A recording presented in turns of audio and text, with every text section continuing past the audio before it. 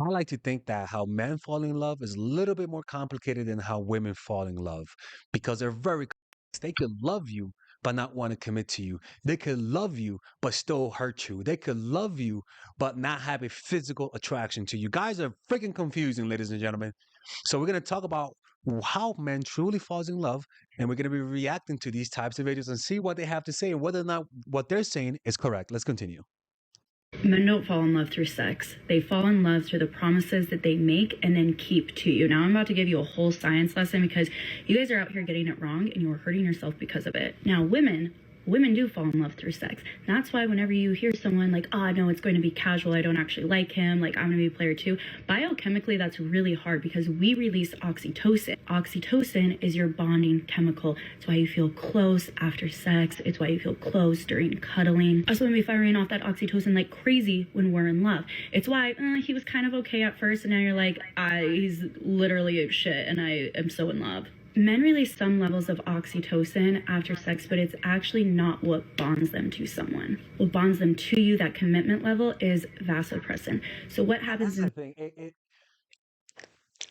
How fast it happens says a lot. Because if it happens within a week or within the first month, understand that this is not, it's just trauma and you remind them of someone. True love, it only happens usually after like say after like 2 months and more. Healthy love, obsession love, projection love, the fact that you remind me of somebody that dumped me love is not the type of love that you want. And that type of love is temporary as hell. It's the most temporary type of love out there. So the length and how fast it takes for them to fall in love matters. I think that's very important for you guys to understand that.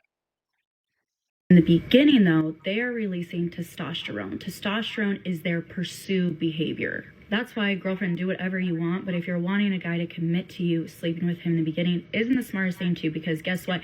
His levels of testosterone are the highest when pursuing. You get what you want, they just drop, which means. And that's why if you're dating someone and they're dopamine driven, addicted to drugs, they have a high for highs, meaning they don't equate love with boringness and routine. They equate love with newness.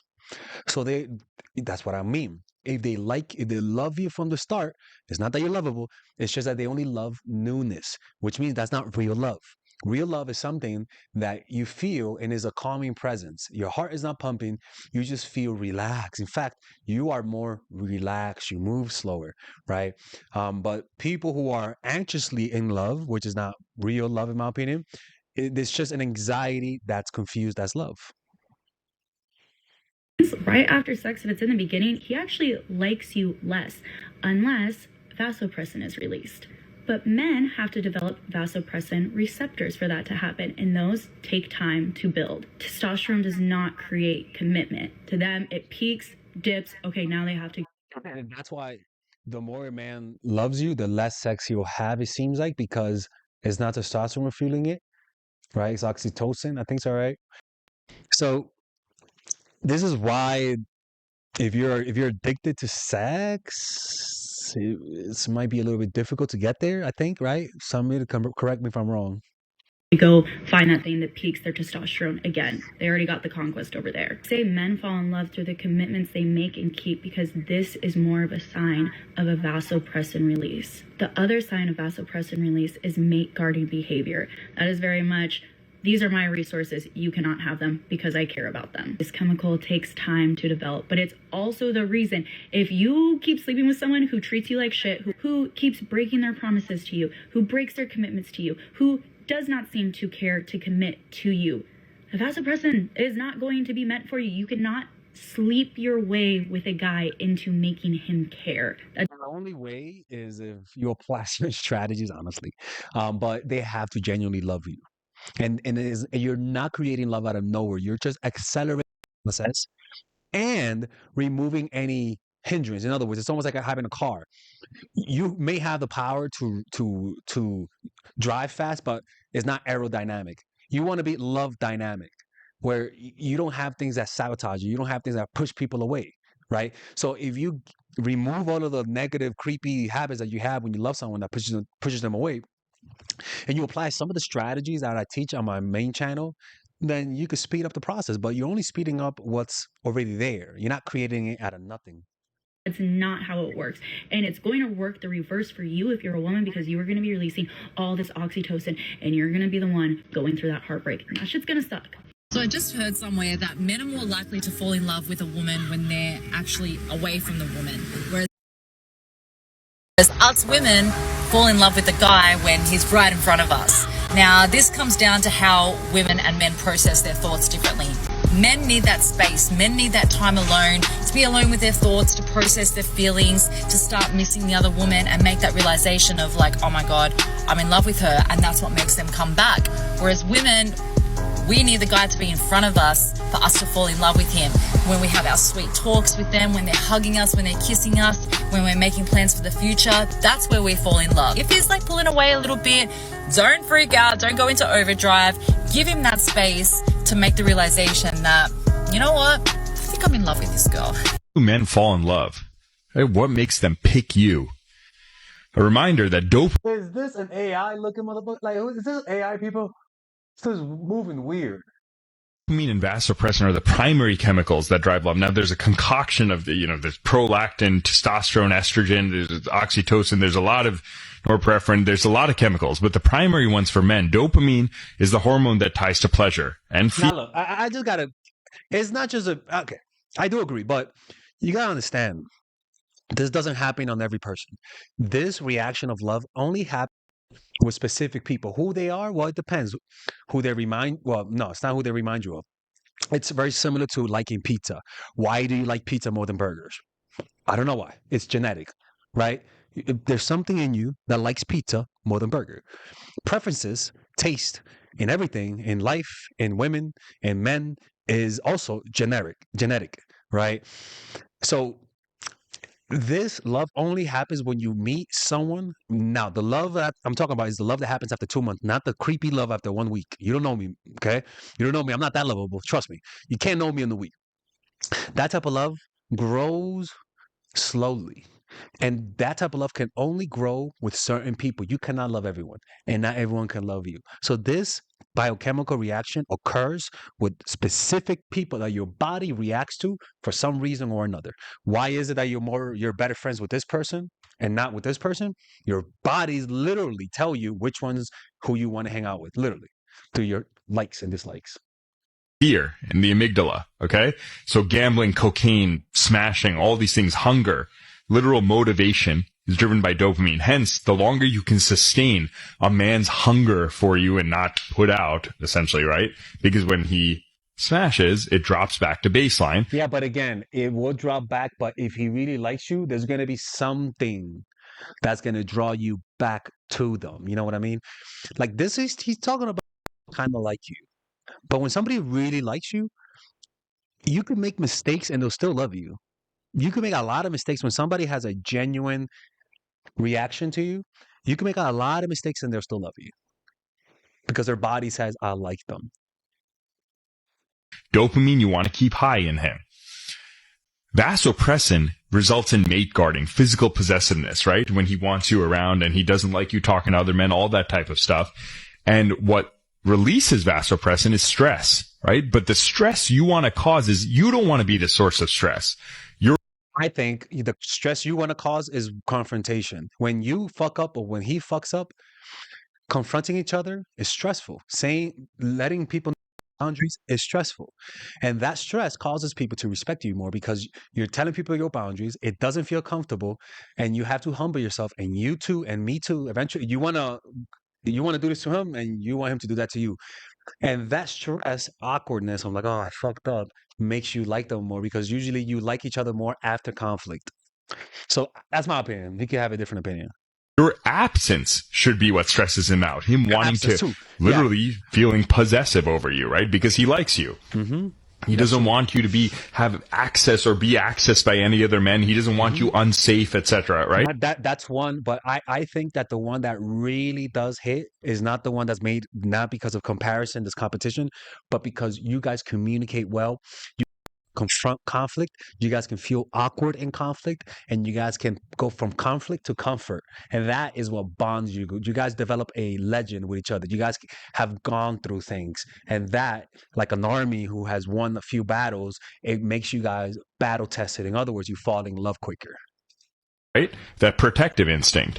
So you want to delay, you want to be the source of creating high vasopressin, high dopamine response. When you sleep with a man, that drops down to baseline. If you're going to do that, okay, you can watch my other videos on this, but you have to make sure to do other things that increase that for him. There are 3 things men want to feel. What's up with these deep voice motherfuckers? Like, they're just popping out of nowhere. Feel, right? They want to experience, whatever. Now, these are the 3. If you can get 2 out of these 3, the man's going to be pretty attached to you. If you get 3 out of 3, the trifecta, the menage a trois, he's going to fall in love with you. Okay? If you get 1 out of 3, it's like whatever, transactional, boom, hit and run. Okay? Anyway, so the 3 things, he wants to feel useful. Okay? Needed in the feminine sense, but useful, right? That you rely on him, depend on him for things that are masculine functions, right? Which is why. And if you're boss bitch, this can't happen. This is why you having boss bitch energy will stunt a lot of the love that you could potentially have, because it'll make him a more feminine, but also you will lose respect for him a little bit. Because you don't want to be a boss woman, especially if you like when a man dotes on you. He wants to be needed or useful for that, right? That's just an example. Next one, competent and effective, right? If you are not laughing at all of his jokes, right, because he's not actually fully funny, if you're hard to access because sometimes you have to take care of self-care, friends, family, art, introspection, etc., he's going to not feel fully effective because he has to work to feel effective that he can impress you, okay? The last thing, he's going to want to feel respected and powerful, right? That you're willing to let him lead, let him plan, let him dominate in masculine realms, right? Where you're not debating him, you're looking for his opinion on certain things, his advice on certain things. If you can hit all 3 of those in a way that's authentic to you, because you need to feel cherished, appreciated, /loved, and seen, right? I can make a video on that. But if he's not hitting those things, you're not going to hit these 3 things for him. 3 psychological triggers that make a man fall deeply in love with a woman. I'm Brody Boyd with Magnetize Your Man, and as a professional love coach for over 13 years, here's what I've seen. get to the point. The first trigger is scarcity. We tend to value that which is rare and hard to get. So the scarcer your time, your emotions, your investment are for him to get, the more likely he's going to value that emotionally and in other ways. Another thing of scarcity is just knowing that this person understands you. That is a big part of scarcity. That is something that draws people to you when they know. I'm sorry, my battery's going to die. When they know that you are unique, when they know that you can't be replaced, when they know that you know their dark side and you still accept them, that is a type of scarcity that a lot of guys, I'm going to replace my camera, that a lot of guys just cannot get elsewhere, you know? Let's keep listening. Number 2 is social proof. We tend to want more that which we see other people who are like us wanting also. So if he sees or senses that other guys that are like him, or even better, want a committed relationship with you, he's going to be more likely to want that as well and want to claim you for himself. Number 3 is commitment and consistency. They call that pre-selection. Since somebody pre-selected you, they know you, they judged you, they realize you're good marriage girlfriend material, they'll want you. Just like a guy. When another woman says he's boyfriend material, other women will be into him. Like you picking a boyfriend, you're literally picking for other women.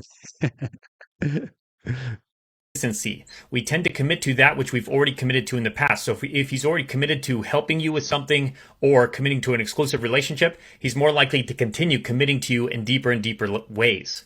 Next, if you'd like to discover a powerful 30-second trick to make any man desire you, click on our bio, follow us, and click on the link in there to get that. Say a man is falling in love. Oh, this Papi Chulo again. Now, oh, God. Here he goes again. I know a lot of you probably already know this from relations, etc., that when men feel safe and comfortable. He even got like the heavenly music. Is this Matthew Hussey, but with a deeper voice? Snuggle up into you when you're trying to cuddle with them or you're rubbing their hair. They talk like a baby. I'm sure you guys have your little pet names in your inner world. And that's something that I almost solipsistically thought was unique to me, and now I see that no experience is original, huh?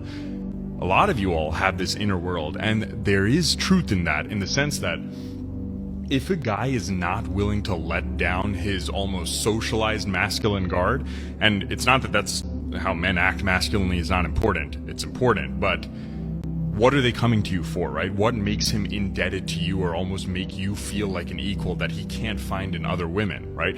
You don't want to just be chosen for looks. It's not just for traditional housewife duties. It's going to be that he's able to almost feel like a kid with you to some extent. He can feel safe with you. That's an extension of that, right? So if you're a guy and you're deeper in a relation and he's not doing one of those things, Sounds right? like he's getting using bigger. a baby voice with you, kind of nuzzling up into you, coming to you when things are a little hard. Now, you don't want that to be the norm all the time where you won't respect that guy, but if you're not getting any indication of that and you're like, no, well, that's what masculinity is, they just have to do their, you're probably not making headway No. at differentiating, and you're being more just a girlfriend that's Or, gold. or maybe you just don't know what love is. It's like when a man truly loves you, he'll come to you for comfort. You know, when he's depressed, he's not gonna pull away like some people do. And when he's something bad happened in his family, there's no reason for him to need distance. No, if he loves you, he's no matter who the guy is, if he really loves you, he'll come to you for comfort. A guy only goes to women they love for comfort. That's just how that works. If he's not coming to you for comfort, then that's a red flag. If there's any being a red flag. Golden retriever. You don't want that. Let's talk about 6 psychology tips to make him fall in love with you. Also, I made my own matcha this morning, and I'm so proud of myself. Number 1, use his name when you're talking to him, and if possible, use a nickname that you know he likes. When you're continuously using somebody's name, there's something that registers in their brain that makes them more inclined to feel comfortable with you, especially if you use a nickname because that's unique to you. For example, some of my close friends and loved ones called me G or GG, and I think that's so cute when like a guy starts Shit, this is like this whole like chick signs type of like advice. I don't think this works. No dude ever says, dude, she calls me by my. Okay, this is a biochemical reaction that you have no control over. Saying your name will not activate this. You think if that worked, then everyone, come on, chick, stick to putting makeup. calling me that. Number 2, mirror his actions. So his body language and gestures, for example, if he's facing towards you, reciprocate that. If he's using his hands a lot when he talks, use that as well. Look, it's nice for creating rapport, but it's not going to create love. Also his general tone. Don't get us confused for the way he talks because you don't want to like sound like you're copying him, but in general, just like the overall tone and volume. This is matching someone's energy. Number 3, have him do you a favor once in a while. If you get him to do you a favor, psychologically, he's gonna think that he likes you because Yeah, I agree, but I just don't like the way she says it. It just sounds like some shit, I just don't like the way she says it, if I'm being perfectly honest. why would he do somebody a favor that he doesn't like? Number 4, maintain eye contact. There's something honestly very intimate Yeah, but again, sometimes you have the creepy nerdy girl who doesn't make eye contact and people still love her. Well, I guess this is more so for respect, the eye contact. You could somebody who doesn't make good eye contact, but I think it goes more for respect. People respect people who can make eye contact. They take you more seriously if you make eye contact. If you don't make eye contact, they may not take you more seriously. So I guess I agree with that one. Totally good shit. And look at her, she's making eye contact. Look, let me look at her. Oh my God, it's Father Alex's creepy eyes. Sorry. about maintaining eye contact with somebody because when your eyes are locked in, you psychologically are like with them. You know what I mean? Number 5, listen actively and ask questions. I was talking to one of my guy friends yesterday and he was saying that he always crushes it with dates. And I was like, why? And he was like, because I'm honestly just a good listener and I ask a lot of questions and people like feeling heard and validated and like you're interested in the conversation. And I completely agree with that. And number 6, I thought she was like, I completely agree with that, but she's like spraying her thing. smile and exude positivity. People are inclined to be more attracted to positive people that smile because everyone checks in with you. Or skin texture and intimacy with you. See are too. how do men fall in love. Third point will make him dream of you day and night. 1. Experiences. When he has experiences with you, I guarantee he will go home and think of you. He will imagine having intimacy with you, living with you, and Experiences more so that are unique. This actually works more on extroverted people. This works more on people who are open to experience. People experiences, they want to have more. I don't know. To be honest, with you. I haven't done that research. possibly raising kids together. 2. Physical attraction, not beauty. It may be your voice or skin texture when you hold hands. 3. Your feminine energy is about how you make him feel as a man. Look him in the eyes and say, I love it. don't look. Anybody explaining? Give me a good explanation. Here? Checks in with you, wanting your opinions and your full support. 3. Opens up and is vulnerable. Instead of burying his feelings, he shares his heart with TikTok is not the place to get dating advice. It just seems like a place where look, man. I'm not. I'm less. Who am I to talk? But it just seems like they just saying it's just like how to make somebody fall in love book. Yeah, I just don't like it. I don't like the advice that they give. A lot of it is not even useful. It's not even applicable. And I gotta get on TikTok, people. All right.